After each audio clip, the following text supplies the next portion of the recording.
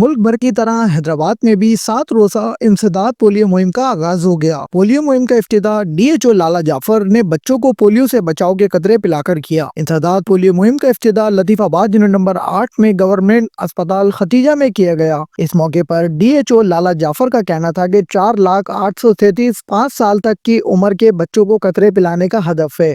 دوران مہم 1550 موبائل ٹیمیں حصہ لے رہی ہیں۔ 163 فکسڈ، 83 ٹرانزیٹ اور 18 ایوننگ ٹیمیں بھی 7 روزہ مہم میں شامل ہیں۔ جہاں انکاری کیسز موجود ہیں وہاں سختی سے پولیو کے قطرے پلائے جائیں گے۔ انہوں نے مزید کہا کہ والدین سے درخواست ہے کہ گھر آنے والے پولیو ورکر سے مکمل تعاون کریں۔ 7 روزہ انسداد پولیو مہم 27 اپریل تک جاری رہے گی۔ تمام والدین کو چاہیے اپنے بچوں کو پولیو سے بچاؤ کے قطرے پلائے زندگی بھر کی معذوری سے بچائیں۔